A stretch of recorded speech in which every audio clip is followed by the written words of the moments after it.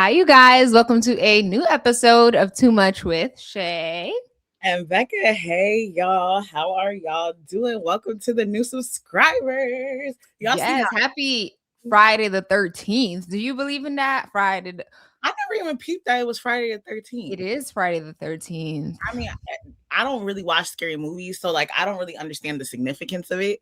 But I know people refer to it as like something scary. So it's like, okay, go be scared, boo. Okay, so I honestly don't even know the lore behind it. I think, isn't it Nicki Minaj, which I said I don't want to mention. I don't think, no, I think it's something Friday the 13th. Guess who's saying, That's like a song. It's something to do with Freddie. No, correct. But I'm saying like a song that has that, I feel like amplified the Friday the 13th. Guess who's playing Jason or something like that. Comment down below if you know. I don't remember the name of the song, but I know the lyrics you're talking about. But I'm talking about in terms of like the reason why people be so like obsessed. Like, I don't know. I think it's like something to do with Freddie or Frankie. I think his name Freddie. Okay. Well, on that note, if you know, let us know. If you are a recurring viewer, welcome. We appreciate you. We have been stuck on 479 for a real long time, and we are trying to make it to 1,000 subscribers by the end of the month. So please help us out. As the person who be tracking the analytics, we have not been stuck on 479 for that long. It's been it's been like 2 days. That's a long time. But if you are a recurring viewer, we want to say shout out to y'all. We love y'all down. Thank you guys so much for supporting every like, comment, share, subscription. Like, we really truly do appreciate it. I feel like, sometimes we don't say it enough. Some episodes we emphasize it enough, but whether we say it or not, trust me, we do appreciate you guys. Even if you watch the mini clips or shorts, whatever you watch, just know every single view, I rock with y'all for real. But what other real, like, literally can't nobody play with y'all because I got y'all. Don't worry about it. Yeah, and one thing about Reka, she is a bodyguard. She will save y'all. Period. Like, you want to be on this side. I'm just saying. Don't say too much because they recruiting people for the war. Girl, they ain't recruiting us. We were just talking on the phone yesterday about how, well, I'm going to mention this now because we're going to go into our weekly rundown and we're not going to discuss this, but we were on the phone yesterday and we were discussing that if anyone tried to kidnap us, I think they would just drop us off, but they would drop off Rebecca way quicker than they would drop off me. But tell them the joke. Rebecca said she would crack a joke. What you said? I told her they're gonna tape her mouth, so she's not even gonna get time to say the joke. But y'all, so this is like my logic, right? And like I know people talk about like plus size people, everything like that, but how many plus size people do you really see get kidnapped? You don't really see them. So I feel like because your girl's on the thicker side, it works in my advantage. You know what I'm saying? Because they don't really be picking up the big people because like it take a lot more effort. So I was saying to Shayla, like when they kidnap me, y'all know when I'm even like I make jokes all the time, but especially when I'm like in moments of stress, I'm a crack a joke. So I'm like, the moment they take the hoodie off my head, I'm gonna be like, I didn't think y'all kidnapped like big people. I guess I was mistaken. And I told Rebecca, listen, I know when you watch scary movies or any of these types of like kidnapping stories, it's like, oh, you gotta follow the rules, listen to what they tell you. Baby, it's either you drop me off or you're gonna kill me. Cause I am not gonna just stay there and just be stuck, handcuffed, whatever you do to me. Baby, I cannot be kidnapped for months. It's either you're gonna kill me or you're gonna let me go. Because I'm gonna be screaming unless like you give me something and I'm just like laid out. But you're gonna have to keep pushing something into me because I'm gonna be screaming, moving, shaking. Either God gonna take me or you gonna let me go. That's all I'm saying. No, and literally I said to Shayla, I said, the moment I'm kidnapped, assume the worst. Don't think, oh, she's fighting. No, assume the worst. Oh, why will be fighting? Yes, I'll fight for a little bit, but the moment I start seeing a little too much, take me out. They be like, oh no, well, Rebecca was like, oh, since the point that she made, y'all know I'm 5'3", but one thing about it, don't be fooled by me being short. I'm a real, I call it the Chihuahua effect. Y'all know the Chihuahuas, they're real small, but they are the most annoying thing. Baby, they make their presence known. So I'm Shey the Chihuahua. Don't be fooled because I'm 5'3", baby. I will talk, scream, shout, grab, yank. Don't play with me. But anyways, on that note, let us move over to our weekly rundown.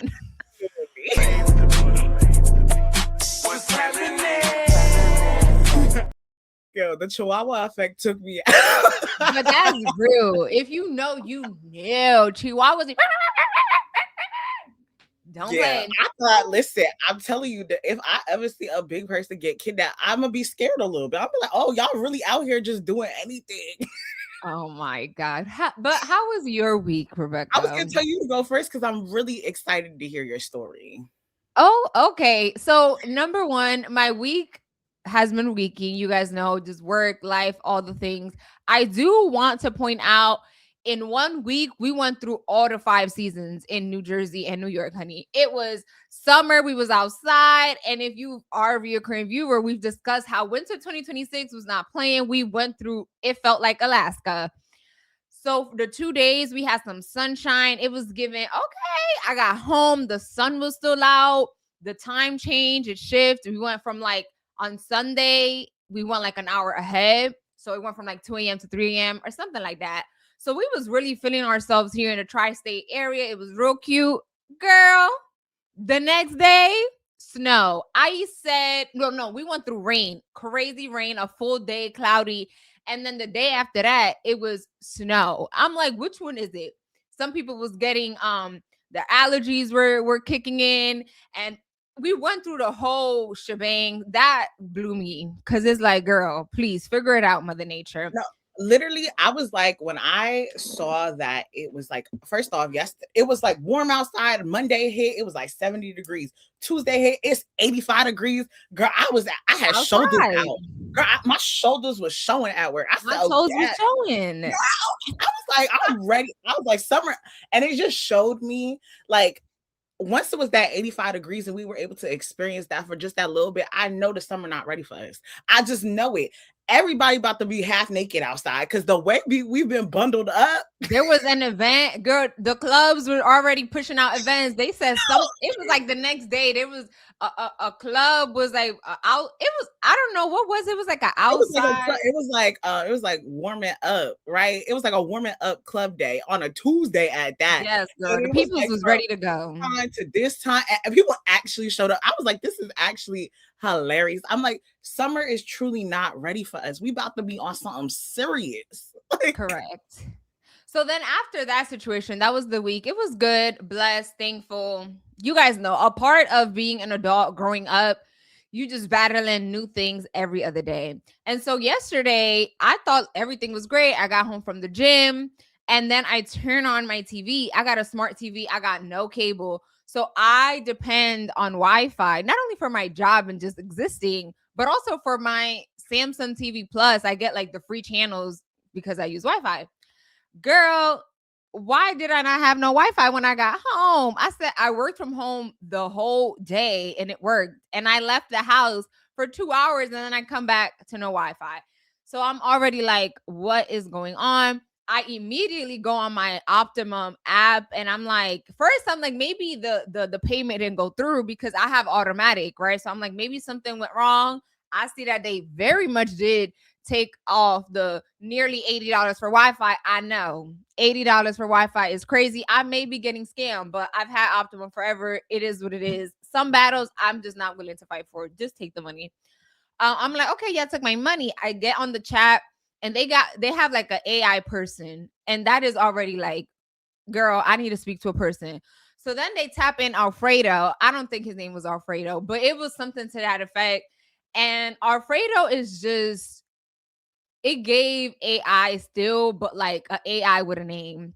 And more of the story is he's telling me unplug, count to 30 seconds.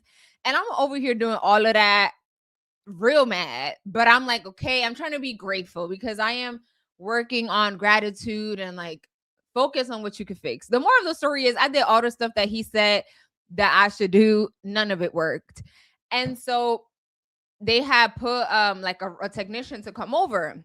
Today is the morning of. First of all, I told Alfredo last night, I said, I work from home. I need somebody here early in the morning. And they're like, oh, the earliest we have is 12 to 3. I'm like, I work at 8 a.m. But I'm like, let me be nice. I said, okay, no problem. Is it possible to put a note in there that I work from home? Yada, yada, yada. So they called me this morning. And First of all, they keep telling me, oh, you could talk to a virtual assistant to help fix. I'm like, girl, I already did that and it didn't work. And so then a real life technician calls me, and you would not believe what that man said. He called me and he's like, hey, it's yada, yada, yada from Opto. And I said, okay, thank you. He's like, oh, do you know what's wrong with the Wi-Fi? I said, you think if I knew what was wrong with the Wi-Fi, I would be calling you? I'd have been like, mind you, it's early in the, I'd be like, sir, you about to piss me off. He asking me if I know what's wrong with the, I said, no, I don't know what's wrong with it. That's why I scheduled this appointment. I was already, first of all, let me add to this thing. The appointment is from 12 to 3. What if I was not working from home and I had already set my schedule to not be home until 12? That man called me at like 9 in the morning, which I'm grateful for because I needed it to be earlier. But I'm like, you said my appointment was from 12 to 3. You calling me at 9 in the morning. Which one is it? And then Alfredo on that virtual chat talking about some, oh, if you're not at the door or you cancel, they can like fine me $60. I'm like, it was a whole lot of, but thankfully I figured out the Wi-Fi. It's up and running. But it's just like being an adult is just every day. Did they say what the problem was? Oh, yes. It was like some wire situation that was, I don't know, I guess someone cut a wire or something was wrong with a wire, girl. They had to pull up a whole escalate. What do you call a whole ladder, a whole ladder thing? Yeah, it was a wire situation. And that helped me feel good because some of those customer service people be making you feel like you slow. And listen, I know my strong suits. I may not be the best, but I've unplugged several equipments in my life. So I know it's not just like an equipment thing. They had to literally fix or replace a wire that had been cut. And I'm like, okay, because y'all not about to tell me all I had to do was count 30 seconds and unplug. I did that. Not working. Listen, anyways, we're good now. Get that fixed out because Shayla was like, so yesterday, me and her on the phone while she talking to Alfredo, which I really don't think her name is Alfredo. I said, with ALF. I said, Shayla, like pasta? She was like, at least I think so. I said, okay. But Shayla was so like bothered yesterday. But I was trying to be grateful though, as I was upset. Right. And I wasn't helping the situation because I was being Rebecca. You know, I'm like, Shayla, actually, let's talk about this instead. Right. And so then I told Shayla, I was like, girl, I can accommodate. We could do this for Saturday instead. Like we could drop the episode. Shayla Rebecca wanted to push this record date so bad. She wanted to record Saturday. I'm like, girl, Saturday already has a schedule. I can. Yeah. I said, even if I have to use my hotspot, we are continuing to record the same date time. Saturday already is booked. We can listen. I was trying to be accommodating. I was trying to be that girl. My fault. But no, I'm glad it was able to get fixed, and I was able to talk to you on Friday, and I get to talk to you also Friday and Sunday and Monday. Until you get the point. You get it. So how was your week? So my week from the last time that I talked to y'all, I was able to get my nails done. Y'all see the material, right? I just needed something simple. So like this was. What? You got something to say? No, I didn't mention the comedy show. Oh, girl, I was about to. Okay. Yeah. I was mention that. Okay. So on Saturday, I ended up going to my little cousin's play. It was real cute. And I realized it was only cute because my little cousin was in it. I was only focused on her parts for real. Like when there was other kids on the stage, I said, all right, I'm on my phone. Then she popped out. I said, that's right. And you know, I was thinking that I don't know if I texted this to Shayla, but I was saying to myself, I was like, I just know when me, Shayla, my other friends have kids, y'all gonna have to put a muzzle on me because the first thing they start off that whole thing with, they said they had like some of the actors do a beautiful soliloquy about, you know, be respectful, don't yell, this, that, third. The moment my cousin get on the stage, I said, that's my cousin. I told her, I was like, Rebecca, you cannot go to a tennis match because tennis got some real hard rules when it comes to making noise while the players are playing. I'm gonna have the hardest little, oh my gosh, okay, and don't let it be Cocoa because I'll be like Cocoa Puffs, okay. They're gonna hate me, but it was cute nonetheless. We gave her little flowers, seeing her. I was like, first off, I realized we're getting old because I was like, this is the same little girl who I used to watch. Like, you literally peed in my bed and I had to tell my mom to come and get you at the age of 2. Like, and now my mom was like, she's in 8th grade. I say, 8th grade? Where have I been? Right? Stressed. But nonetheless, it was beautiful to see that the younger kids are growing up and the art of art is still continuing and flourishing, right? The next thing Shayla mentioned, she and I went to a comedy show. And it was an experience for sure. Shayla had a seafood boil. I had some chicken wings. I just want to say I am a very supportive friend. That's Oh, all she's I'm gonna say. supportive to the T, baby. And I'm not about to sit here and go into too much depth about this comedy show, but let's just say an experience And it nonetheless. was at a Okay. seafood spot. I think that is important to say. The comedy show was at a seafood spot where people were also just eating, like restaurant running business as usual, plus just a little stage with some instruments and microphones. Microphones. Yep. Shout out to our girl Pound Cake. Yes, pound cake from Philly. You carried, Yes. sis. Love you down. I think she's from Camden, but nonetheless, you get the point, right? So Okay. also, if when I'm in my weekly rundowns, I like to talk about some of the thought processes I've had for the week because sometimes my weeks just be me and work for real. So one of the things I was like, reflecting to myself about, I was like, I'm actually like a very sometimesy person. Like I'm very funny acting, right? It's like I don't like to I don't want to be on the phone. I don't want to text.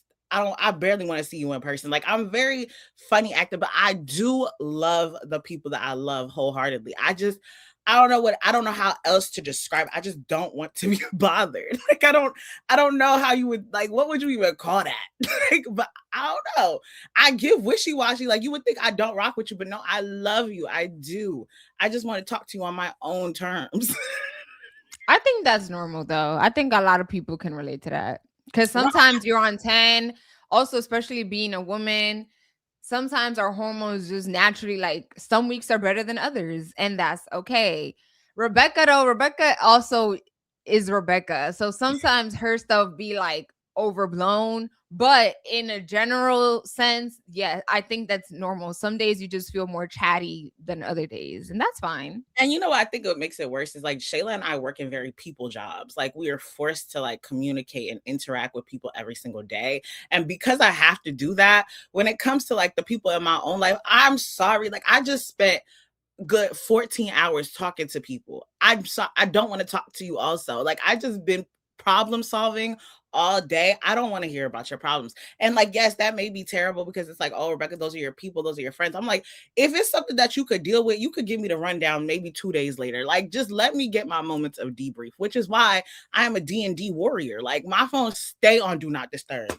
My friends be getting mad. They be like, oh, well, I called you. Okay. And the phone was on do not disturb. And I did the feature where even if you call me 2 times, you can't even get through because I don't want to be disturbed. The people who can disturb me, they're in the system to be able to call me no matter what. But my parents, Shayla's on that list too, because we got a business. Oh, And it's a business only decision. no, but Okay. honestly though, because I'm like Shayla be asking me stuff, and I need to be able to get to her quickly and on time. But the last thing I'm gonna mention, right? Like I mentioned, I'm a very self-aware individual, and because I am self-aware, I understand I should never get a gun. Like I established that in my brain already. Like we've talked about this on the podcast. But the day we are allowed to get dragons, let me tell you this right now, a few people's homes might be gone. The Flamers, handle that for mama real quick. Like I'm just saying, like, can you train a dragon will be a true episode. Child, the dragon may be purchased in your next life, not happening here on Earth. Hey, like, Just so you know. can you imagine that they were able to purchase Yeah, dragons? on House of Dragons, I could imagine that. In real life, it's not happening, honey. But you could imagine it when you're sleeping in your dreams Girl, I'm in telling you. afterlife. Listen, my dragon, he Yeah. gonna be something fire. It's gonna be something red with a nice little orange stripe, and his name gonna be the Flames. Okay, handle that for my mom. Okay, well, shout out to the Flamers. We will be waiting on you. So now we hope you guys enjoyed our weekly rundown. Let us know, share with us if you want to share any highlights from your week. Now we're going to move over to our news segment, but don't run. I understand some people are not news people. They hate it. They whatever. That's fine. Whatever floats I your just boat. want to say really quickly, I am on the boat with y'all. Like, I know there was somebody who commented like Rebecca looks so uninterested. It's not that I'm uninterested. It's just that news and politics really, me and them are oil and water. Like, it's important to know, and I'm making an effort and a conscious effort to understand everything. I just talking about it sometimes. Oh my God, I forgot to mention. I'll do it next week. It's okay. Okay, I was gonna say we 20 minutes in. Uh but yeah, let's move over to our news segment. If you don't like news, that's okay. Make sure to just go over to our social corner or sports corner. We have a little bit of something for everybody, every flavor. Just scroll on through, just do not exit. Okay, so the first news topic I want to discuss is baby Iran. I feel like I am mispronouncing Iran. I I think say it's Iran. Iran. I say Iran. I say it how they be saying You it. do not just be singing like I that. say it like I swear to Shayla. I promise. Okay, accent. You do not be saying that, I Rebecca. tell you, listen, you never know where my man could be from. My wedding could be a little You do not just be saying that. But and West Side man, or it could be a little, Iran. girl, this is why it's best that she just be uninterested about news sometimes, sis, so we could stay on track. But I am so sorry. It's either Iran or Iran. I think it's Iran, but whatever. You guys know if you live in the United States of America, you have been hearing about how tensions are escalating between the US and Iran. And concerns about the conflict with Iran are now being felt closer to home. Security alerts briefly raised fears about a potential Iranian threat near Los Angeles, but officials say there is currently no credible or immediate danger. At the same time, Americans are seeing the impact at the pump with gas prices rising as tensions disrupt global oil supply and shipping routes. Meanwhile, Iran is signaling it is not backing down. Okay, I don't know if you guys saw this, but in an interview with NBC's Tom Yamis, um, the Iranian Foreign Minister Abbas Arachi. I'm sorry, I'm trying my best here. Okay, Abbas. He was asked if Iran feared a possible U.S. ground invasion, and he responded, and I quote, "No, we are waiting for them," adding Girl, that Iran believes it can confront American troops. And all I'm saying is, when he said, because let me make sure, no, we are waiting for them, baby, they said, just say the word and we there. I'm honestly, like, when I saw that, I said it was like the meme where the man he'd be like, because I was so when he said no, we waited for the. It was given. I don't know if you guys remember the show Beyond Scared Straight. There was this episode where she was like, come over here. We waiting for you. I said that's literally what it's giving. I said, oh, Iran said we not playing. yeah. They said find something safe to do. That's basically what it's giving. And it's very scary. And the same thing, like when it comes to gas prices, a lot of people, are feeling that. And as I always mention, when it comes to news, that's fine if you don't want to care, but then don't be caring when it's too late. I've said this several times over and over and over and over again. Now when you hit the pumps and you wondering why the gas is giving $4, you may be late to the program, honey.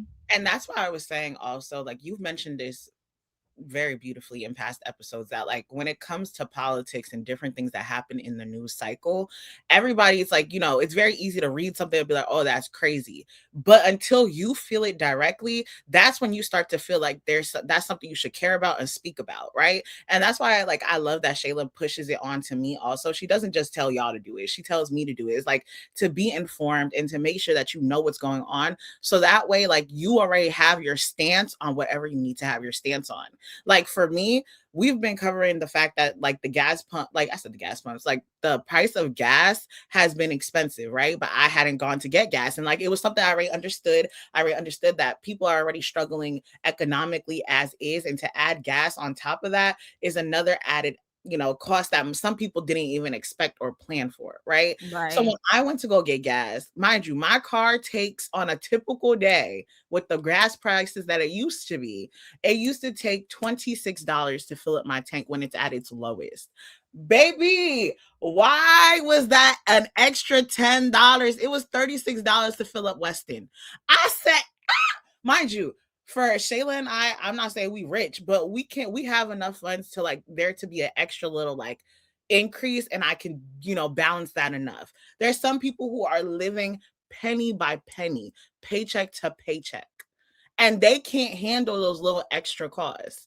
So I was Right. like, when I said, oh baby, that's crazy. Yeah, and Iran has made it clear, baby, they not trying to back down. They said, "Oh yeah, the oil is the way that we can get to you. So we're gonna make sure that the oils are not hitting your line." Okay, they said the troops may not be on the ground, but we are gonna hit you where it hurts. When I saw the Los Angeles thing, like, oh, Los Angeles may be in danger. Obviously, now they're saying like there is no credible threat on that, but people are in their P's and Q's, rightfully so, because it's like you just never know. We went from no wars with Iran, or like, yes, there was tensions, but there was no active threat. And then the US worked with Israel and they did what they did. And here we are now. And I'm just like, if there was ever a way that, like you've seen the TikToks where it's like, I just want to let the people of Iran know this has nothing to do with me. And if there is a list, put me on that.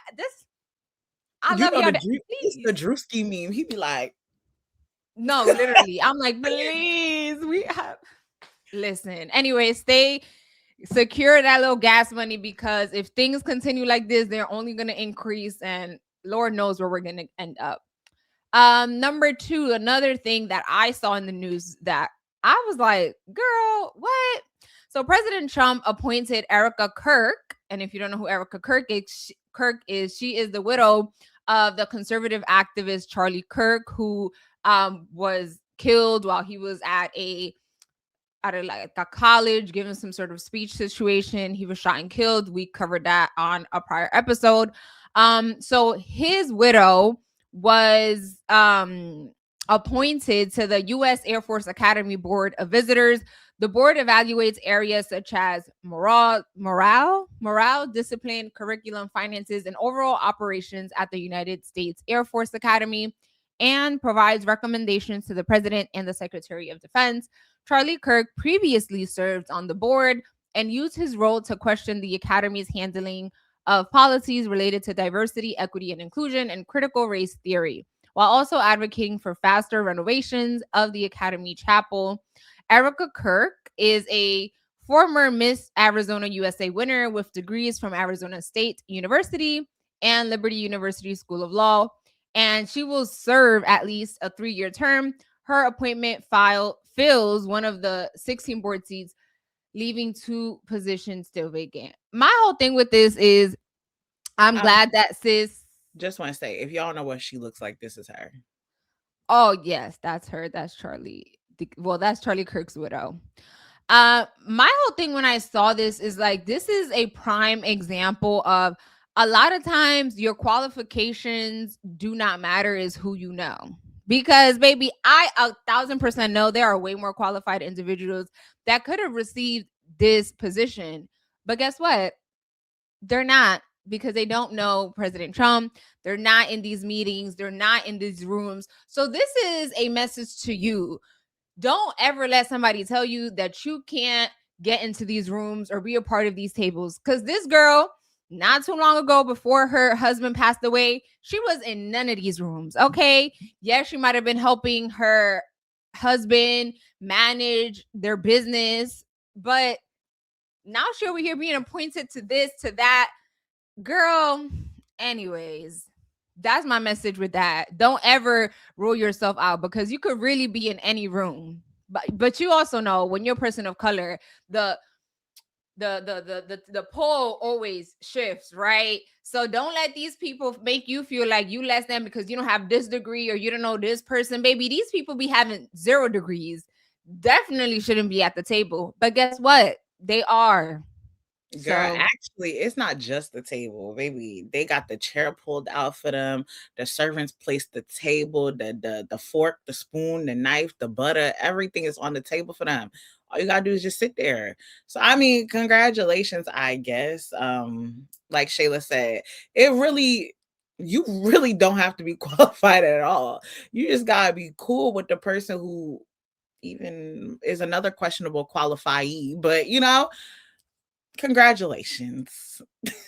right. And I do, like I mentioned in my little rundown, she does have some degrees, but I'm just saying, in that same breath, there are a lot of people that are way more even Kataji Jackson Brown, she is way overqualified, and people still find ways to be like, oh, she not supposed to be here, or she not that.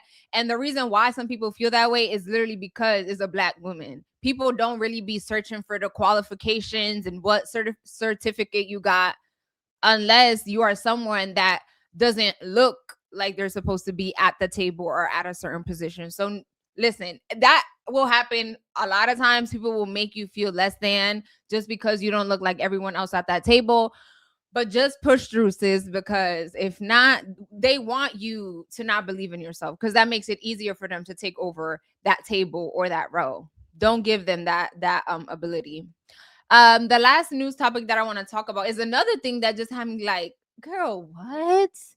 So, FBI Director Kash Patel announced that Ultimate Fighting Championship, aka UFC fighters will train FBI agents. Yes, you heard that right. UFC fighters are going to be training FBI agents during a special seminar at the FBI Academy in Quantico on March 15th to the 16th. The training will expose agents and senior FBI staff to UFC style conditioning, fighting techniques, and tactics as part of the bureau's efforts to expand and modernize its training programs. My whole thing with this is like, again, I feel like I even mentioned it last week.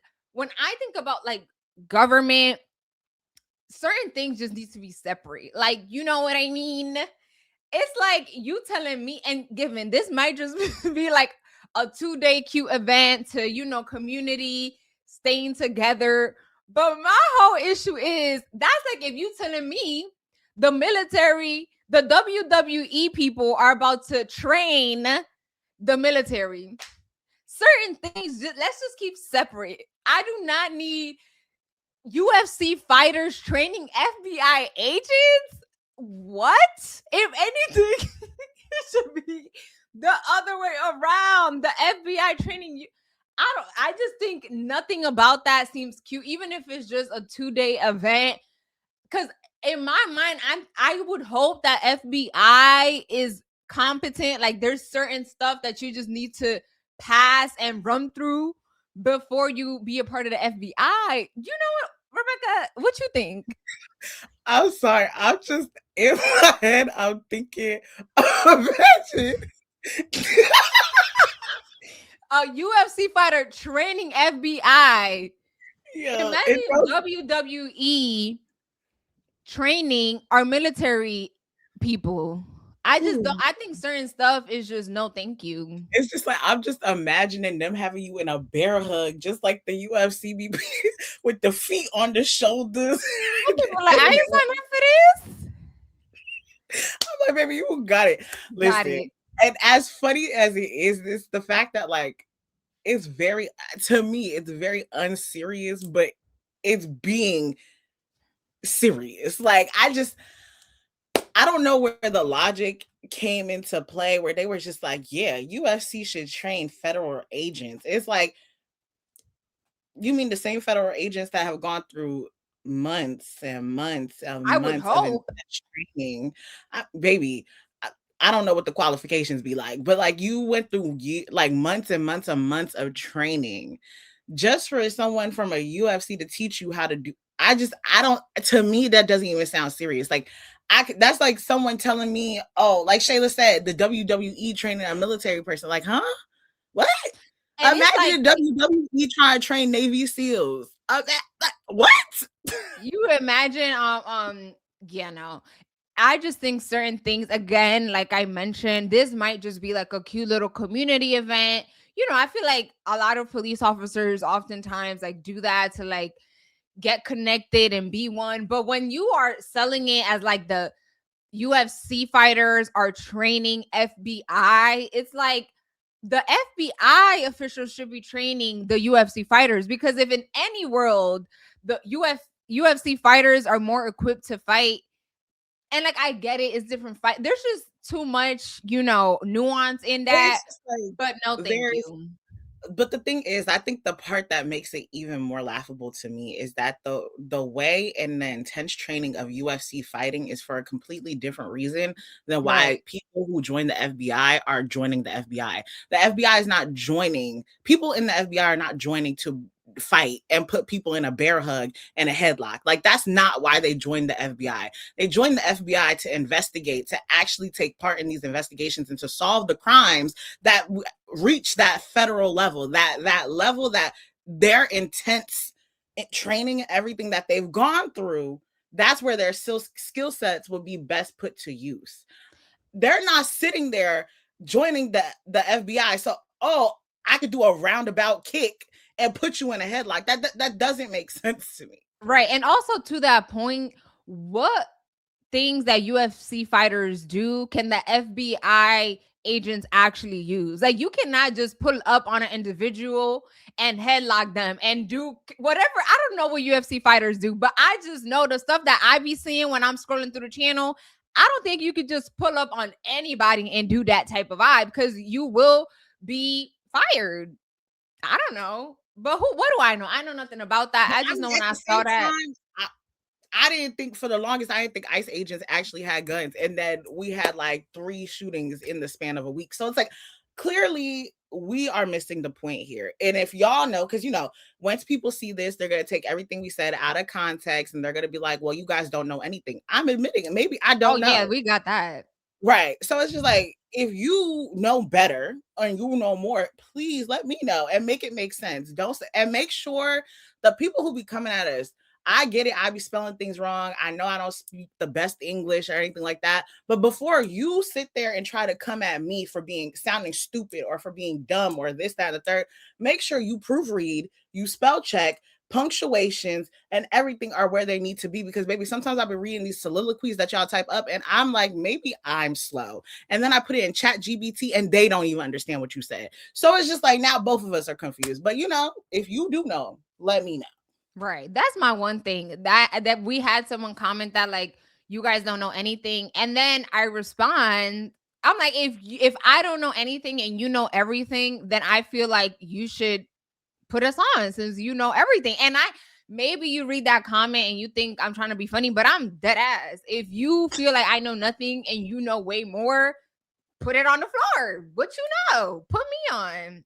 That's all I'm saying. I will never sit here and pretend like I'm the smartest person in the world, because every day is a learning experience.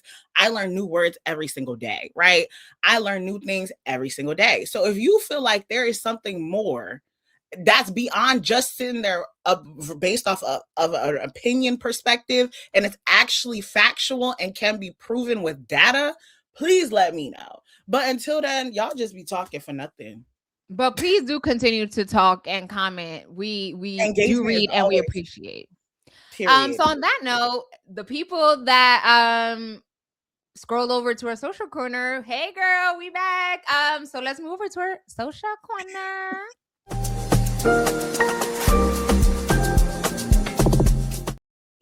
Yes, welcome to our social corner. If you are new here, our social corner is basically where we see some of the things that have been trending on social media, whether that be TikTok, Instagram, Facebook, whatever we've seen on social media that we feel like, we want to give our takes and give some updates to you guys about, we will discuss and talk about. So one of the first things I didn't even know until Shayla put it on the document is that Buffalo Wild Wings unveils a wing flavored protein espresso martini. Yes, I said a protein espresso martini, not at the bar, but at Buffalo Wild Wings. Okay. So Buffalo Wild Wings introduced a new limited time cocktail called the Espresso Proteini, right? A wing flavored espresso martini created for National Espresso Martini Day, which is on March 15th. The drink combines classic espresso martini ingredients with muscle milk protein powder and is infused with the chain's buffalo dry rub, which is also used on the rim. The drink contains 10 grams of protein and taps into the growing trend of protein focused menu items across major chains. The Espresso Proteini will be available at participating locations between March 13th to the 15th and is priced at $12 or $20 when you bundle it with a 6-piece order of boneless wings. This is what the drink looks like. And yeah, I think as a society, we just as a society, we just be doing anything. Yeah, I think we are definitely losing the plot when it comes to protein. Let it go. You know what I mean? Like everything does not need to be protein.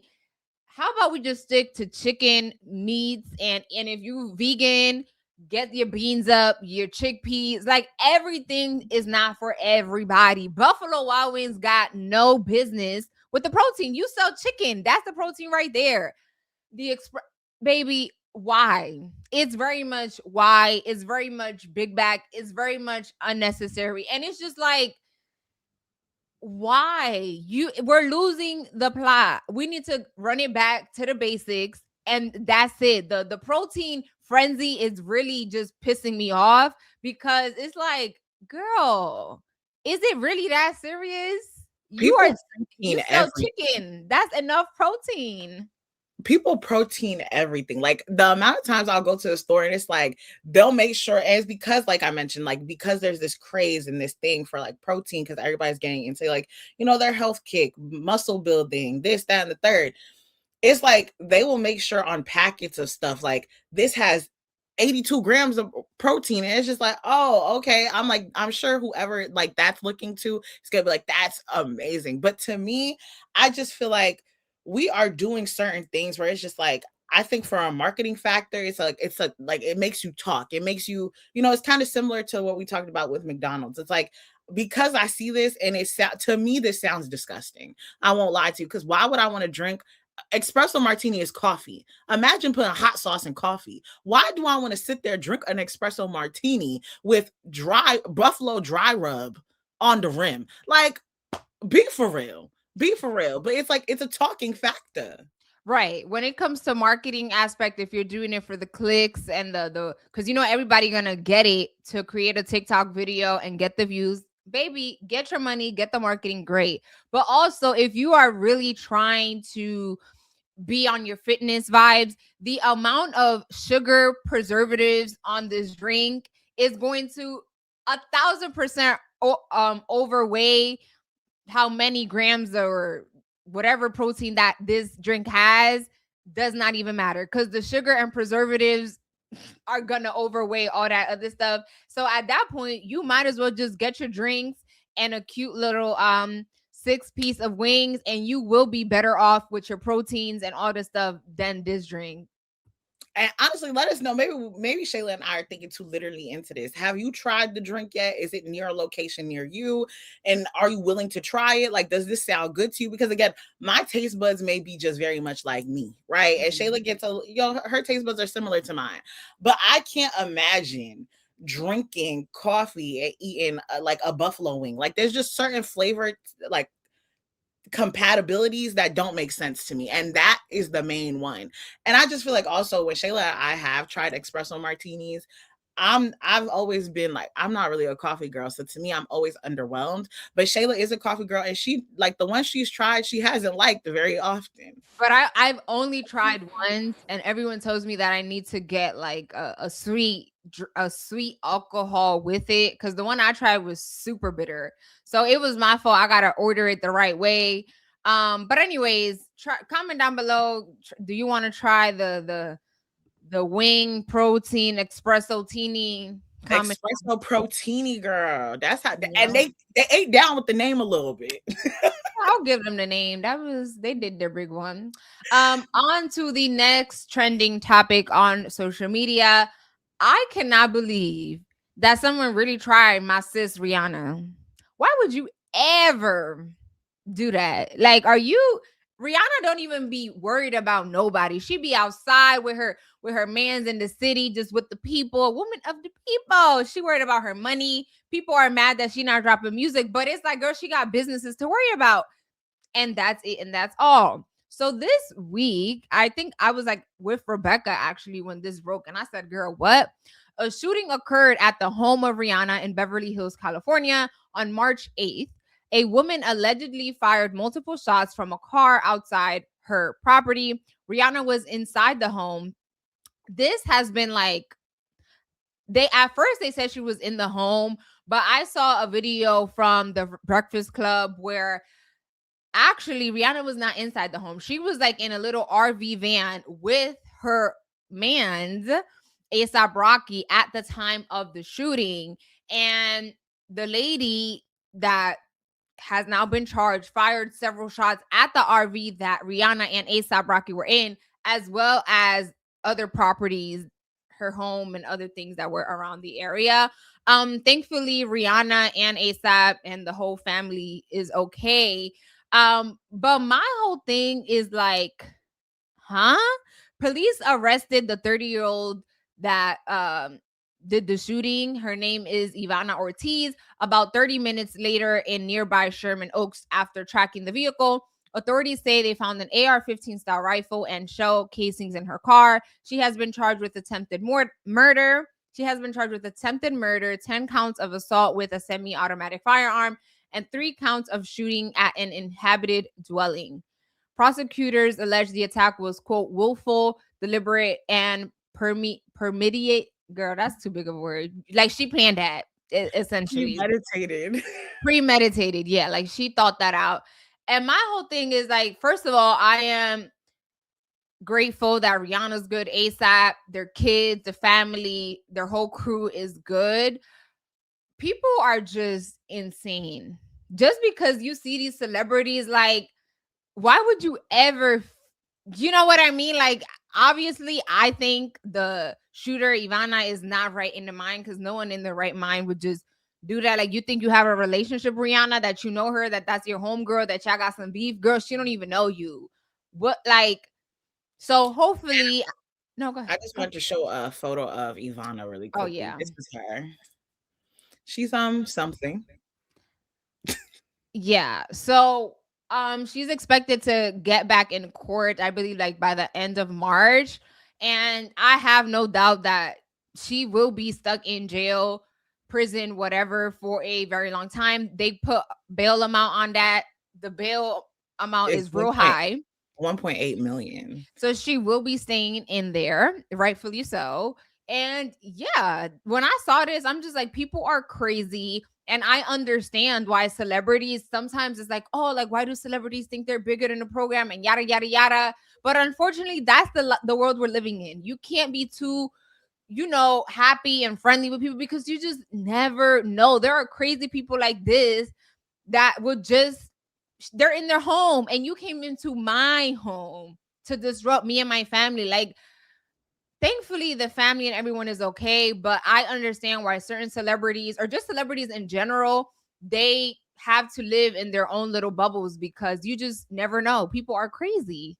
Yeah, I think we kind of joke a lot sometimes about like parasocial relationships and things like that. And like, we talk about like, oh, like, Shayla and I talk about how we have like this obsessive complex sometimes where like we'll be like, oh my God, like we love them and we'll be obsessed with them for like a month or a week or something like that. But then we're on to the next. Like, I will never sit there and allow my fixation to make me travel all the way to where that person I'm obsessed with, or like the parasocial relationship I think I have, to just sit there and be like, okay, now I'm gonna be outside your house, which is why it's very important every time we have this conversation, when we have these mass shootings and everything like that. And I know I'm talking about this individual incident, but I'm talking about the broader conversation of it as well. How every time a shooting or anything involving a gun is presented, we always bring up the fact of mental health, right? And for her, like, I saw there were certain posts where she even made posts about like other celebrities, and like she made it seem as if like, I think she thinks Kim Kardashian is like after her, or like trying to, I don't know. She like, clearly she's not all the way there already, right? It's like, whenever shootings like similar to this or even worse are presented, we always have this conversation about how mental health is at an all-time, like, problem in America. But then we never actually do things to actually combat that the conversation of mental health, right? So it's just like, it's not until you see moments like this where people are all saying they're like, oh my God, Rihanna. And like, I don't know many people who hate Rihanna. I know a lot of people who love Rihanna. And it's like, when they saw the news of this, like, the group chats were on fire. People were like, oh my God, is she okay? Everybody wanted updates. Everybody was talking about it because it's like, it's Rihanna. What? Miss You the One? Like, Yeah. And to that point, this is why, again, when I talk about news and politics and why it matters, the health insurance system in America is atrocious. We've talked here about the Luigi Mangione thing, which is still happening. He allegedly shot and killed the CEO of United Healthcare.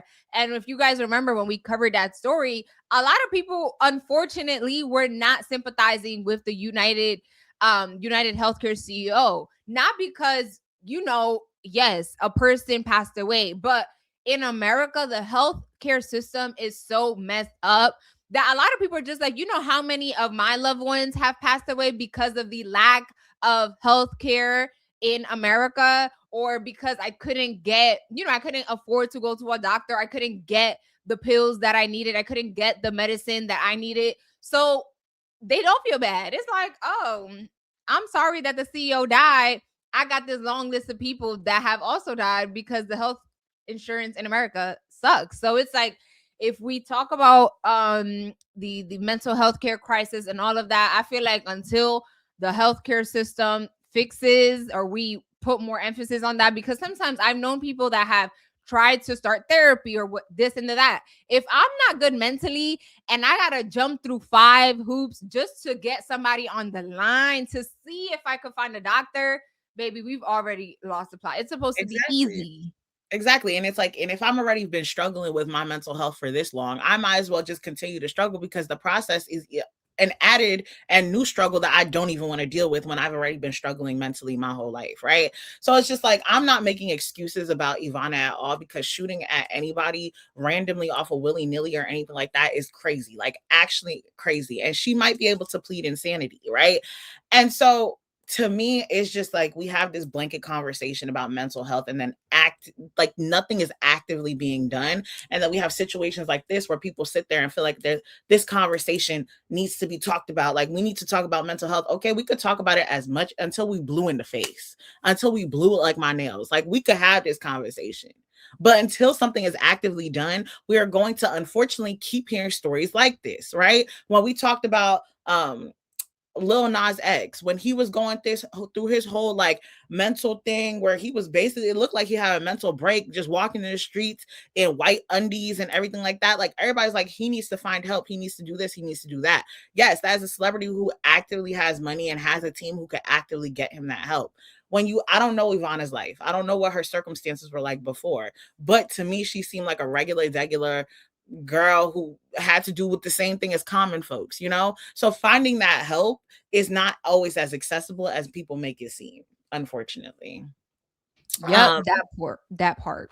Okay, so the next thing I want to talk about, we talked about Queen Naija before on this podcast, and And I have said, I'm sorry to cut you off, that she has already been proposed to, engage. She's just like, y'all been doing too much with me, so y'all don't even deserve to know. I just want to put that out there. I said that. So we were having a conversation. I forget who we talked about. We were talking about somebody who got engaged, and everybody always like, and I was saying how I felt bad, because anytime people talked about any kind of engagement, it didn't matter who it was, Queen Naija's name would always be brought up, and they would be like, it's them getting married before Queen. And it's like, it was to the point where I'm like, dad, girl, like, I feel bad for you, right? And Shayla had mentioned where she thought they've been engaged, she just keeping it a secret because of the way people keep bashing her and things like that. And I said, I genuinely don't think that was true. I didn't think that they were already engaged. I just think, everybody feels like they have their own process when it comes to commitment. And I was saying, we always have like this time limit. We have conversations about time limits when it comes to marriage or engagement. And then, like, you know, when people don't fit that, we automatically think they should leave them. But again, every couple is their own like individual circumstance, right? So basically, the reason why I'm bringing this up is to say that Queen Naija has confirmed her engagement to Clarence White as of March 11th, 2026, following intense speculation fueled by her wearing a large ring and streaming wedding dress shopping sessions. The singer publicly acknowledged the engagement and teased a new song inspired by their engagement night. So I just want to show you guys the video really quickly of her like showing like a snippet of her song and everything like that.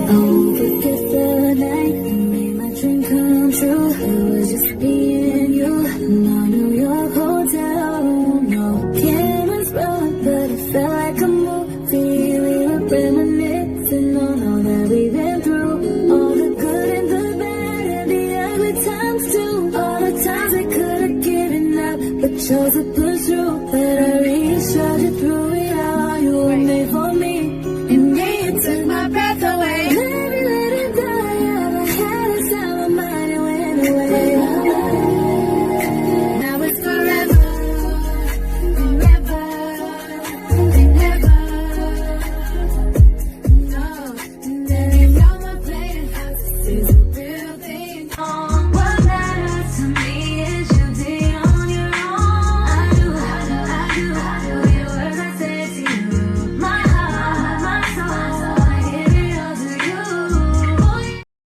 And that's basically like, you know, it was like one, she was in the car, another stream, she was in the actual studio and everything like that, right? But in true fashion, when it comes to social media, the moment like, you know, all these different social sites have picked up on it and posted a little snippet of her basically confirming everything, you know, the comments were still there. And some of the comments were like, I still feel like he took too long to propose. I saw another comment that said, I don't think he actually wants to marry her. I feel like he was bullied into this.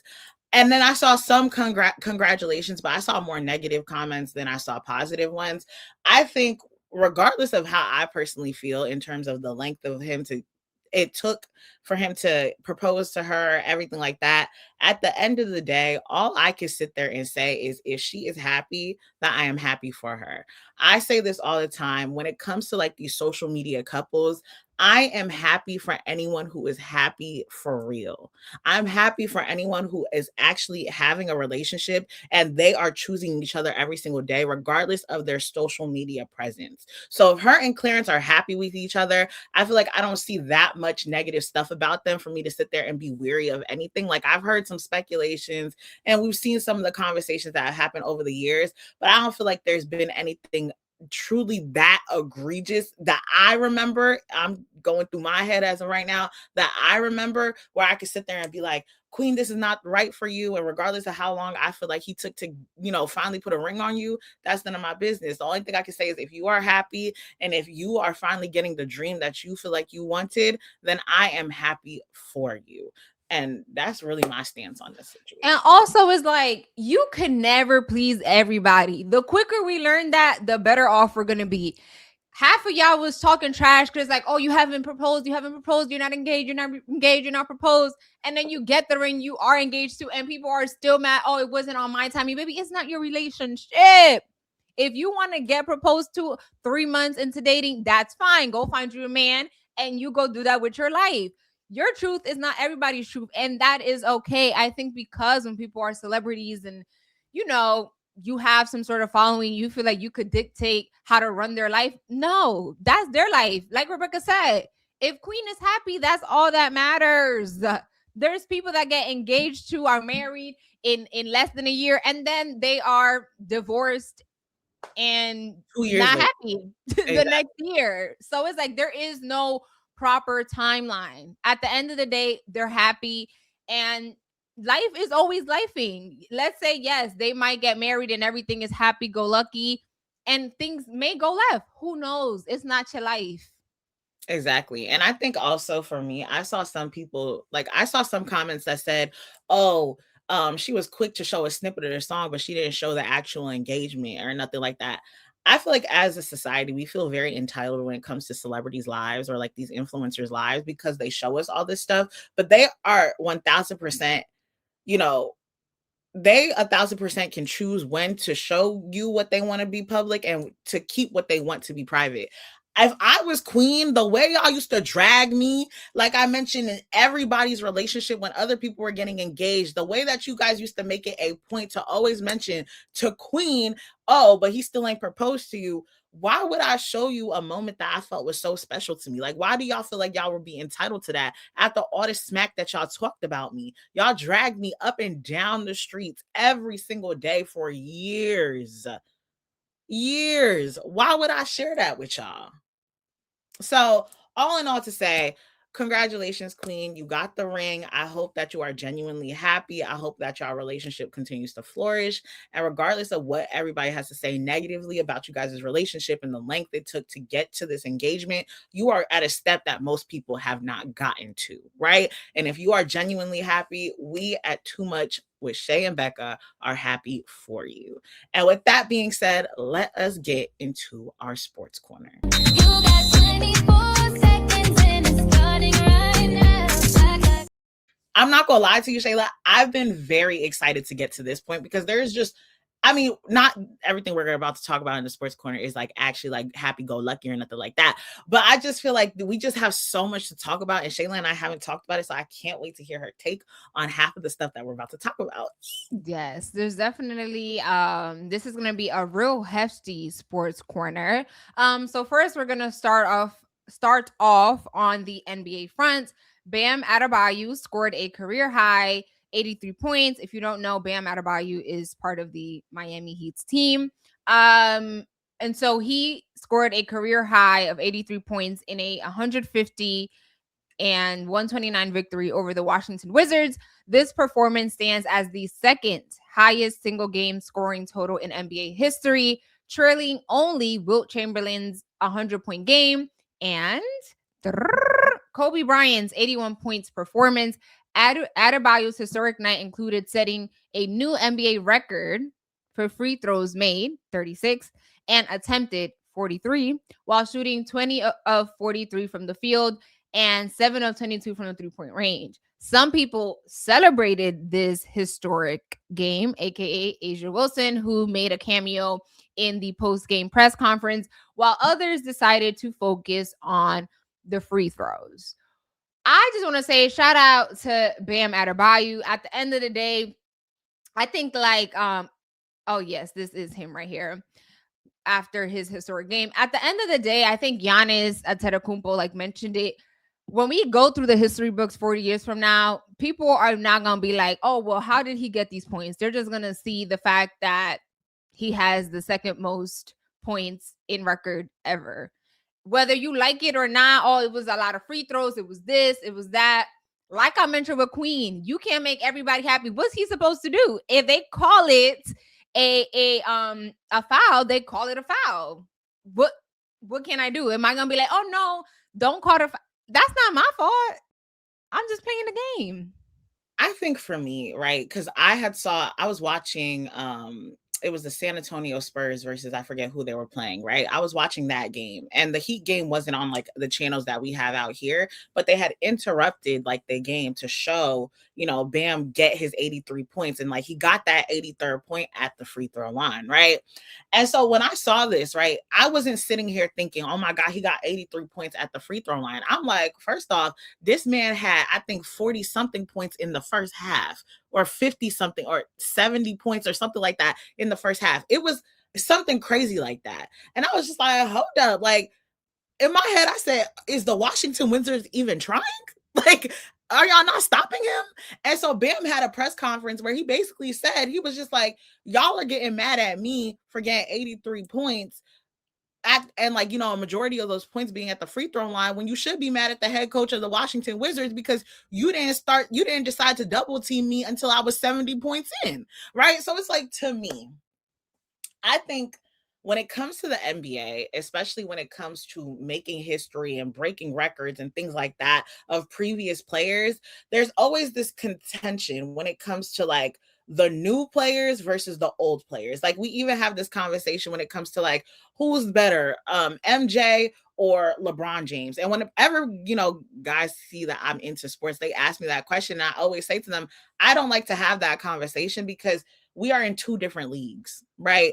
The NBA of what it once was is not the NBA it is today, right? So the rules and regulations and what was acceptable for the players at that time is not going to be the same, standard that the NBA has today. It has changed vastly and drastically. They are both amazing players for what the NBA used to be and what the NBA is now, right? So when people are I saw some people getting mad because they're like, oh, why did he break Kobe's record? Like, why did he even sit there and attempt that? Like, why did he even go and do that? If the opportunity to be in the history books is presented, why would I not go for that? And everyone else would have done the same thing. Like, y'all all just chatting. You would have done the same. I don't understand the fouls.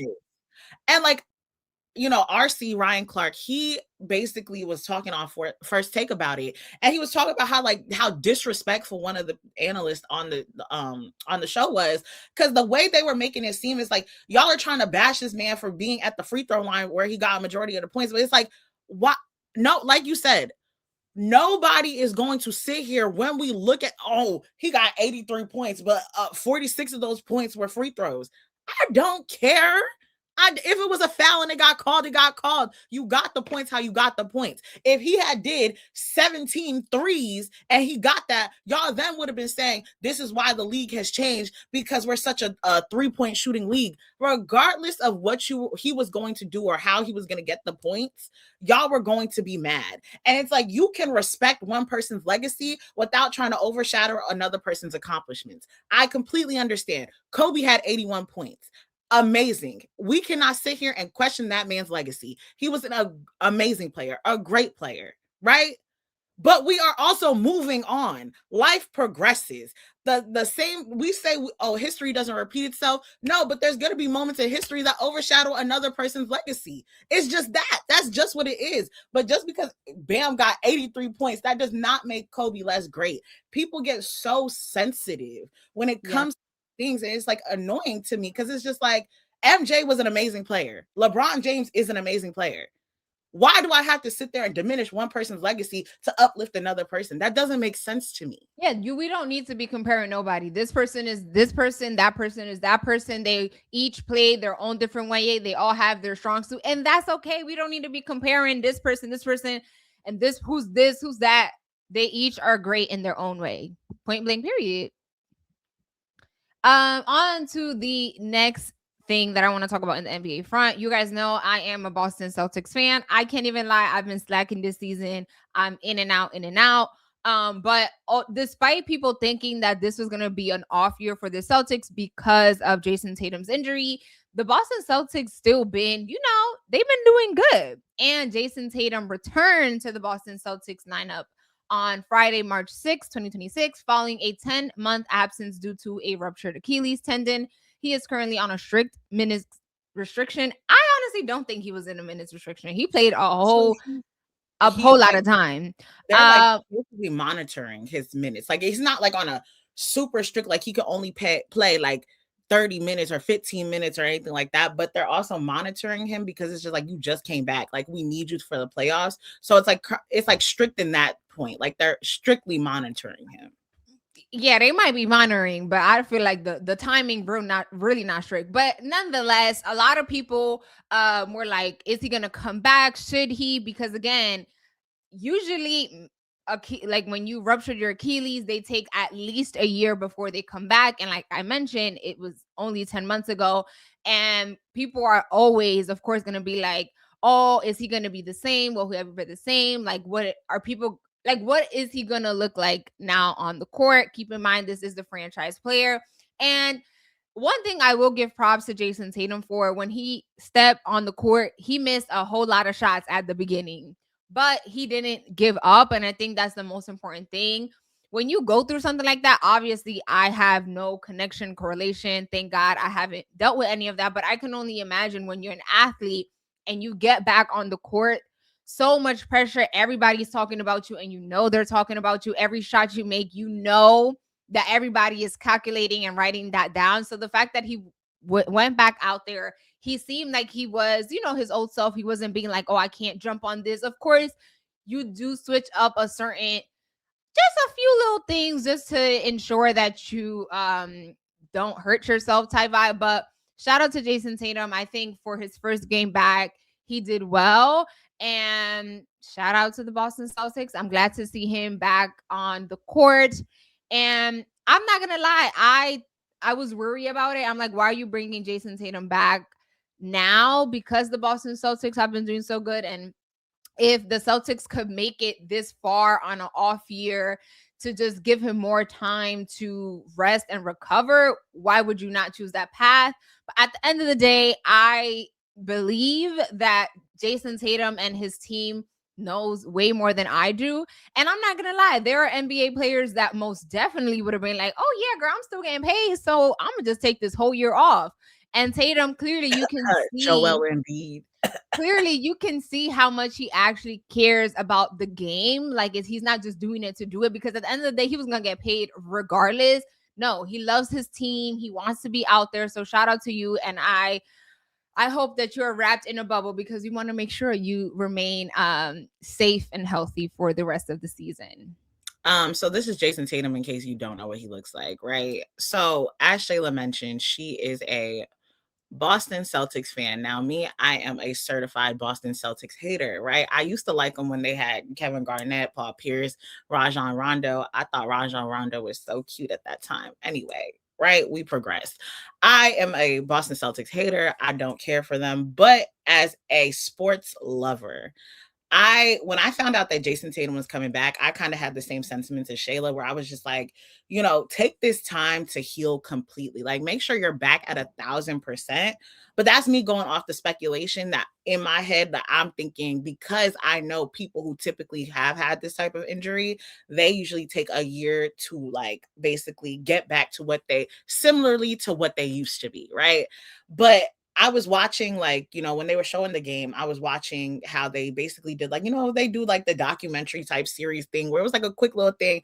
And they talked about how he was in the gym and physical therapy day in, day out, almost every single day, to make sure that like he got back to what he was similarly to what he used to be. Right.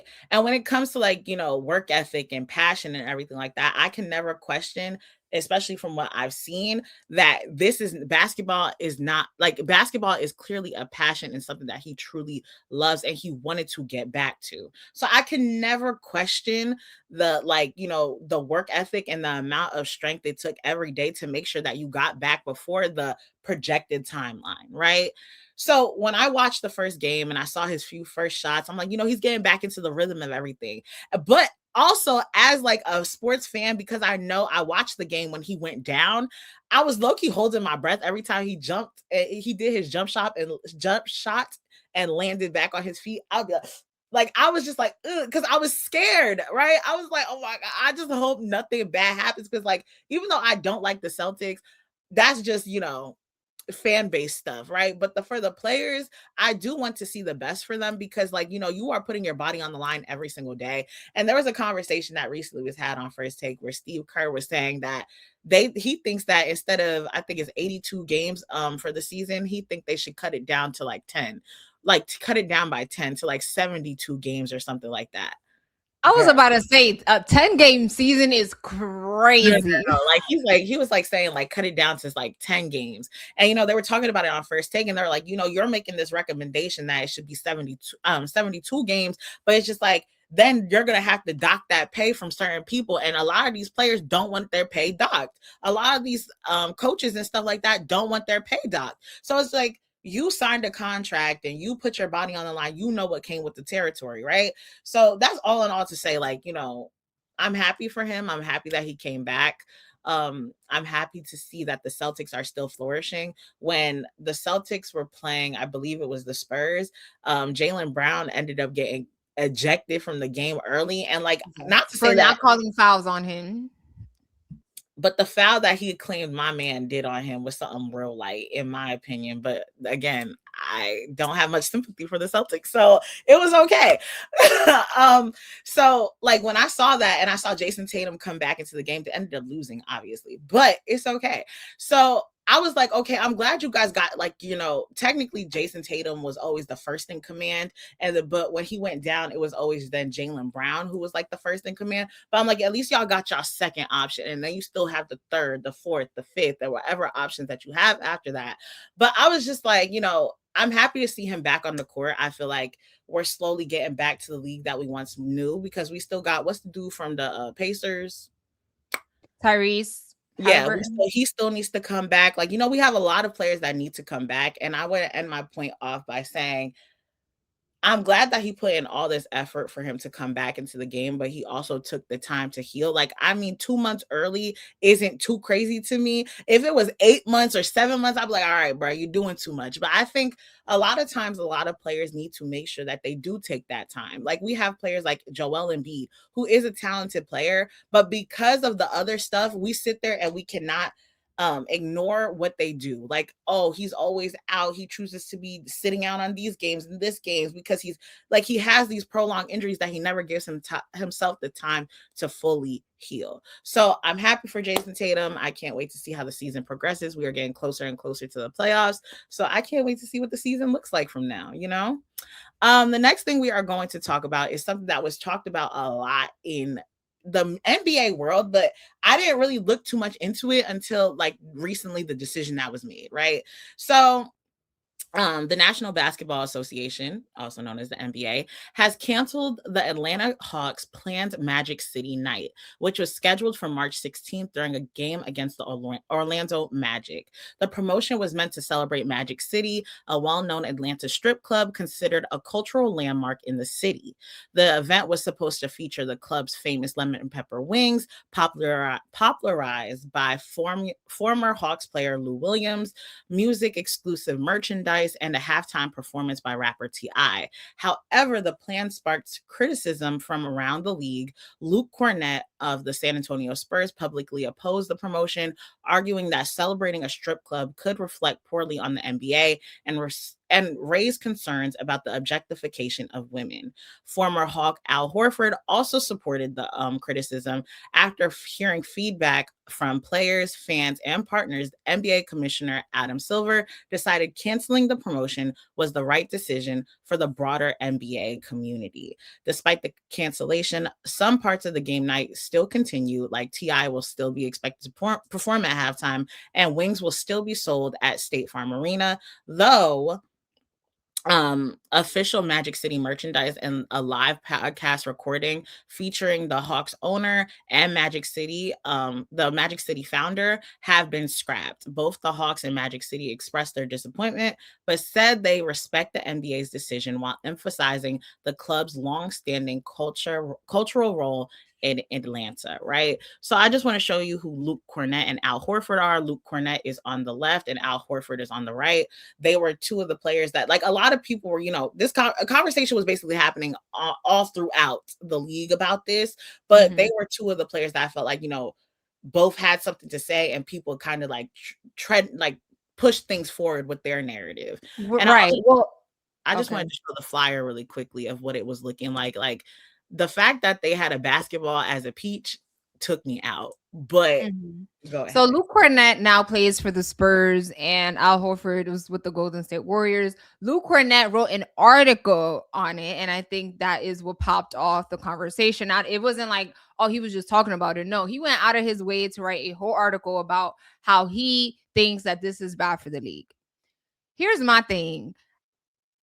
The whole issue of it all to me is like, the what's the name of the league's the commissioner, Adam Silver canceled this like a day before the actual event, which is crazy, because if you know anything about planning an event, especially of this magnitude, it takes months or weeks to develop, right? Like the merge, the partnerships, all of this takes a whole lot of time.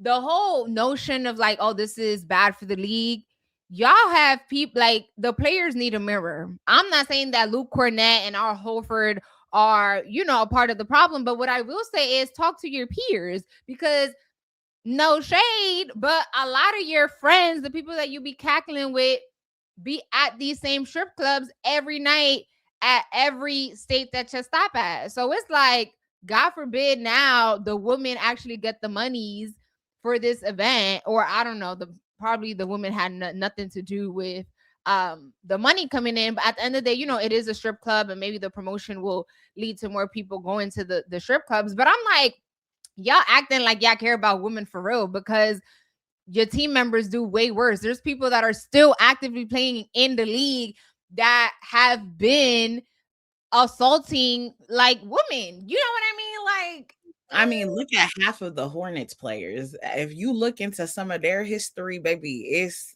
something different. Okay. To your point, I feel like it's a double-edged sword. I see this from like two different perspectives, right? I completely and 1,000% agree with you.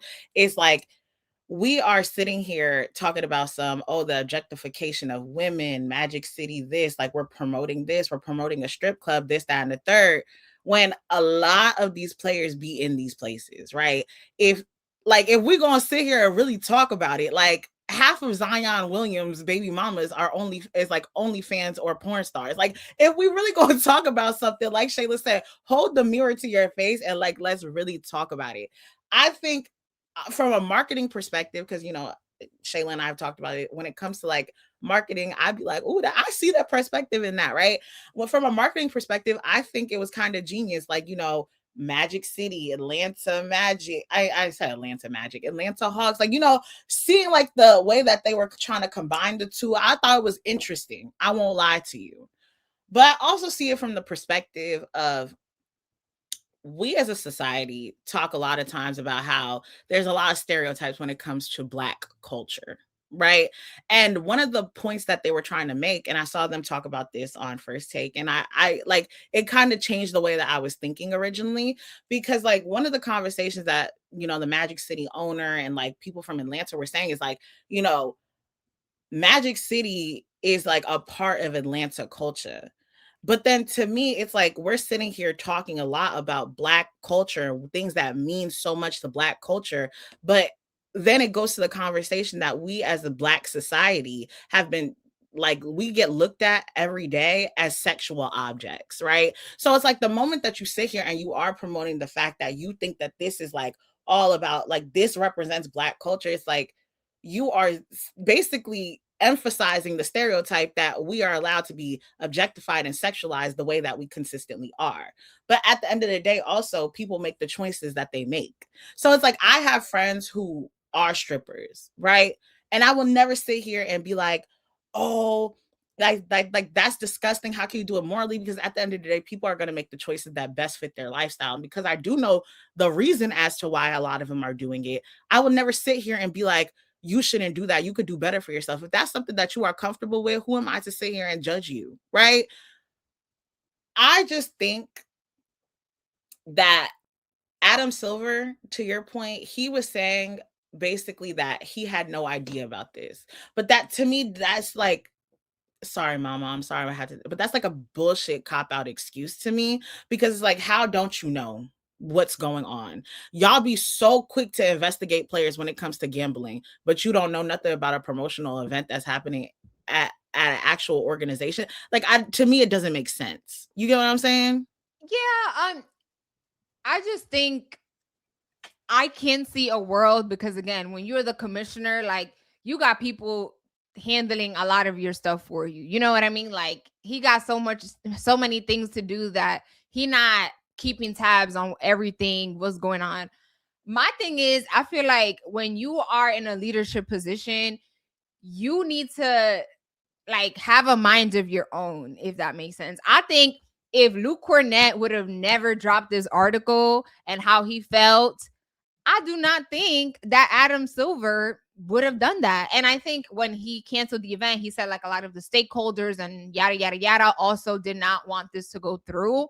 And I'm just like, my whole issue is like, have more bones. Like, if this how you felt, okay, boom, we're not gonna do this. But you doing it the day before is just like, I don't know. It's just weird. Yeah. No, I get what you're saying. Like I said, for me, it's like a double-edged sword. Like I get the marketing aspect Mhm. of it. Like I thought it was very interesting and very what happened? Oh, I just want to say, into the point about like, I think also our society, like there are people that willingly want to be adult entertainers. Like I think sometimes we talk about it, like yes, there are those circumstances where it's like I don't want to do it. I just trying to make money. But there are also people that enjoy being adult entertainers. They're like, I make all this money in one night, and you out here pushing 40 hours a week to make something I make in a day. So there are people that like to do those things. They do it because they want to do it, not like, oh, I feel so ashamed, I'm like hiding myself. Yes, there may be people that feel that way, but there's also the other side of girls that is like, yeah, that's what I do and I make money, and that's it, that's all. So it's like, I think obviously if we were talking about people that were younger or like people that didn't want to do it, like yes, that opens up like a whole other can of worms. But these are adults that are consenting and they want to do this for a living. And it's like, girl, yes, promote my business. I'm trying to get these dollars up next weekend. You know what I mean? Yeah, and like I said, I see it from two perspectives. Like I completely understand from a marketing perspective why this is genius. I was like, okay, that's cool. Lemon pepper wings, Magic City, Atlanta Hawks, the Orlando Magic. Like I'm like, I see it. But then also, I also saw it from the perspective where I'm like, to say that this is like strictly a part of Atlanta culture is like diminishing the whole state as a whole. Like, don't get me wrong. I know that is like something that's really big when it comes to Atlanta, but I'm not going to sit here and be like, that's all Atlanta got. Like, that's all y'all got culturally, right? So to me, like I said, I see it from both perspectives. But like I said, also, I know some friends when it has been, like especially NBA All-Star weekend, let me tell you, them strip clubs be something serious. I had a one friend, baby, the money she showed me she made from being a stripper during All-Star weekend from athletes, baby. I said, maybe I need to do one amateur night. I ain't gonna hold you. But the next thing we are going to move on and talk about, we're going to keep it. These are like these next three things we're going to talk about. Like these are athletes, but it's not anything pertaining to the game for real. Oh, actually, Shayla, you're going to talk about baseball. Child, we are so way over time, but I do want to give a shout out because you guys know I am very proud of my culture, and anywhere my people are, I am there, whether physically or not. I am there in the flesh. My heart is with them. Okay. So the World Baseball Classic is basically baseball's version of the World Cup. National teams from around the world compete instead of regular club teams, and many of the players are current MLB stars representing their home countries. This year, the Dominican Republic, aka half of me, you guys know I'm Dominican and Puerto Rican. Dominican Republic's national baseball team has been taking the tournament by storm with a stacked roster full of MLB talent and explosive offense.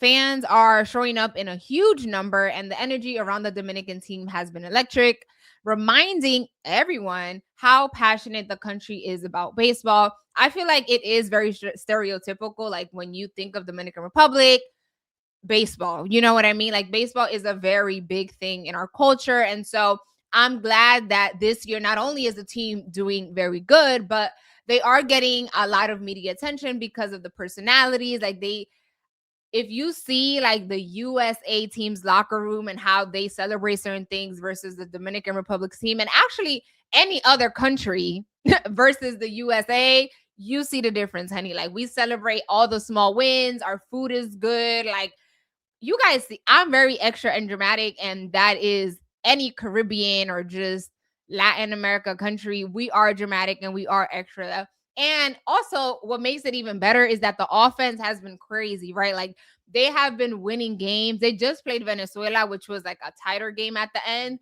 but they've been beating like 7-10 home runs versus 0. You know what I mean? So obviously, not only you winning, but when you're winning in such a high fashion, DR people are already very proud of themselves. And then you give us like a little hint of something to brag.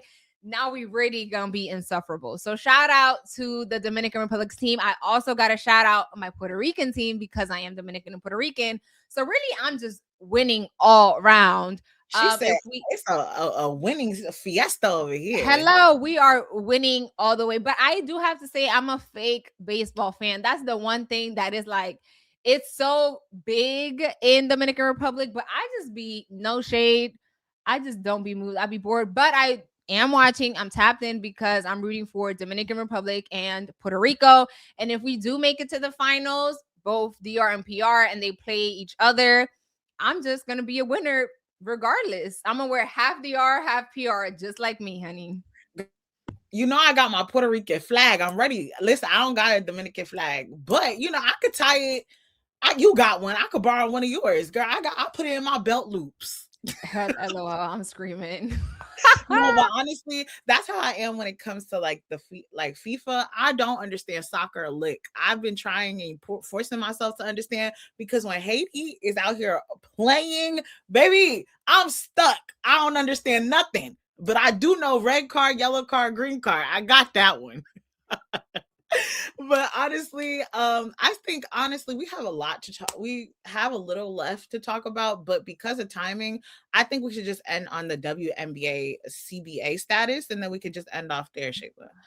Okay, sounds good to me. So you guys know I am also a WNBA fan. Actually, anywhere my people are, whether that's culture, women, I'm there. And so the Unrivaled season is now done and over. And now we are looking ahead to the WNBA season, which is set to begin in May, but that has been in question because of the CBA issue. Okay. So in the Women's National Basketball Association, players and the league are still negotiating a new CBA. CBA stands for Collective Bargaining Agreement. A CBA is essentially a contract between the league and the players' union that sets the rules for things like salaries, benefits, travel, housing, and working conditions. The current negotiations are important because players want better pay. They're asking for several things, right? And so the league set March 10th, which yes, it has already passed, as the deadline to reach an agreement so the upcoming season could stay on schedule. But that deadline passed, and until the WNBA players and the league signed this contract, the scheduled start date for the WNBA, which is May 8th, is essentially in jeopardy. It's like, will the WNBA season begin in May? Who knows, right? Because until this CBA agreement is signed, players can't sign contracts or figure out if they want to sign with like a new team or whatever, because the CBA is what other teams base, not other teams, all team base their decisions on, right? Like, can we sign XYZ players if our budget or our limit for each team is XYZ? So that is still TBD. I feel like the WNBA cannot mess around, especially how the WNBA has been popping off lately. They cannot suffer or the backlash that would happen if the WNBA season is put on pause because y'all couldn't reach an agreement. That is not going to fly. I think for me, as like I've seen the conversation, like this conversation has been happening for a while, because I remember we did an episode a while ago about this whole thing. And the fact that we're still continuing dang near like 6 months, 8 months later is what's ridiculous to me. Pay those women what they are owed, right? Come to an agreement. I think that WNBA needs to sit down and really understand, and I'm talking to the commissioner as well. For the WNBA. Kathy, right. I think y'all need to understand that the WNBA, what it once was, is not what it is now. The same way I talked about with Bam, how we need to acknowledge, okay, what the past was, but also embrace what the future is very important. The WNBA has grown immensely compared to what it used to be. Right. So act like it. Act like these players are actually doing something that is watchworthy, because it is now. The way, I'm not saying that it wasn't before, but the fact that it's gaining more attention and people are able to see it more shows you what they've been doing, right? Yeah. So as the WNBA grows, act like you are appreciating the growth. Pay those players what they're owed. Yeah, and it was not going to be a good look. I 1,000% feel like they're going to come to an agreement and the CBA will be signed and it will be business as usual for the 2026 WNBA season. But if for some odd, crazy reason May 8 rolls around and the WNBA season is not starting, they cannot handle that bad PR. It's not going to be good at any front. So as a business, you know, it is in your best decision to not even go down that road, because anything that could come from that is not going to be good. So just, even if you got to put the extra money, you're going to make that and plus some at the end of the day. So don't even, let's agree on that CBA contract, please. Also, I lied a little bit, Shayla. About what? We got to go. I know, but I just really wanted to talk about go. I really wanted to talk about the Dwight Howard thing really quickly. Okay, well, you could say that real quick. I have no comment, and then we can end, but okay, so Dwight Howard is currently in the midst of a contentious divorce with his wife, Amber, who he married in January 2025, he married in January 2025, and in early March 2026, she posted an emotional social media video alleging that Howard has engaged in drug use, citing instances of domestic conflict and the involvement of CPS. Howard has publicly denied all drug allegations, stating he's never done coke in his life, right? So, like I mentioned, they filed for divorce. It was like either on March 9th or March 10th of this year, describing the marriage as broken, and both parties have sought mutual restraining orders, right? So she's alleging that they had a visit from CPS multiple times, and that she's claiming that removed one of the children. We don't know which child at the current moment was removed from the house due to Howard's instability, right? And I also just want to mention really quickly that although all this drama is happening, Howard has officially announced his retirement from the Professional Basketball League on March 12th. And to me, that was very convenient, because after she accused you of drug use, you sat there and was like, you know what? Let me just go ahead and retire. I'm sure more had to go into the decision, but I feel like that was definitely a part. This is Dwight and her and his ex, soon to be ex, Amber. And I just wanted to show you guys a little quick snippet of the video really quickly. But I'm fucking losing my fucking marriage to this shit. This shit right here. I told everybody, y'all got my stepdaughter was just taken by CPS because of her father. CPS and the police have been here 3 times in less than 3 months, and I stood in it with my husband, even though I was scared for my own self. Whatever he wanted me to say, whatever it was, I'm thinking this is my husband. I had everybody around me saying, even after I tried to divorce him the first time, everybody around me says, you can't leave your husband this soon. You said through sickness, through health, you said through good or bad. That's why I came back, but this is going way too far. But it's not even about me, it's about the kids. The stuff that I have to go through with he had him lying. I recorded it. He was coaching our son to lie on me, and I had to record it. And it's this shit. I try to tell everybody he needs some help, and ain't nobody would have fucking listened because he got the money. I kept saying, whatever, y'all don't understand. I live with him. He needs some help. And this is it. This is what I'm fucking losing my fucking marriage to. This shit right here. I told everybody, y'all gotta help him. He is spiraling. I'm in here with him. I'm trying to love him through it. I was gonna run out the door. I was gonna leave him. But So that's just a little bit of the video that's been happening. For me, when it comes to this situation, right, I have seen so much about Dwight Howard over the years, and it's rarely been about basketball, right? It's always been about allegations of him sleeping with men, or him sleeping with transgender people, or him, like, all this different stuff. And to me, it's like, I think we get into the bigger conversation of, you will never be happy until you are 1,000% honest with yourself. Now, I can't sit here and make speculations to anyone. And we've talked about this in terms of, like, when we had the DL conversation, like, I don't believe in telling somebody else's truth. I feel like someone should be comfortable coming out and telling their own truth. But every time I see conversations surrounding Dwight Howard, I can't help but to think in my head that is not somebody who's living in their truth, which is why you are consistently always in some type of drama. But that's like me, right? And in terms of Amber, I remember when they got together and they like, mind you, a few months into their marriage or like their relationship or whatever, they were about to end it. And then they reconciled and then they proceeded. And now we're here today. And not to be that person who makes things a joke, but when she pulled out this big bag of cocaine, bruh, I lost it. Cause at first I didn't think that was a real bag. That was like, that's a bag of flour. That thing was huge. And then her pouring into her hand, and then she thought she was slick, girl. You wiped the coke all over your note. Man, to me, it's giving drug use from both sides.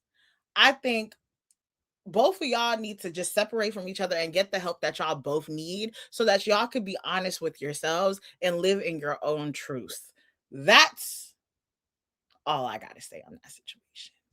Yeah.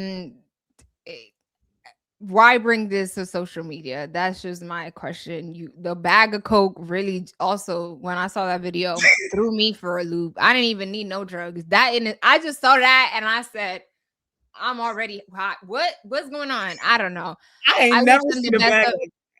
I wish them the best of luck. Get the help that you need. Certain things you should not be bringing to social media because now that's going to add more stress. Not everybody is going to be commenting on your relationship. And once you do that, you're opening the door for everybody and their mother to have a say. You're clearly already not 1,000% stable because of all the situation that's happening. And this is just an added stressor that you really did not need. But we wish them the best of luck in their relationship, regardless of if they file for divorce, if that goes through, if they cancel it, child, who knows? But if you made it this far, thank you guys so much. We truly do appreciate your support. Make sure you comment maybe a snow or flower emoji. Snow is crazy after we just talked about cocaine. Yeah, because it did snow this week. Make sure you like, comment, share, and subscribe. Follow us on all our social media platforms at TooMuchSB. And we will see you next Friday. Bye, y'all.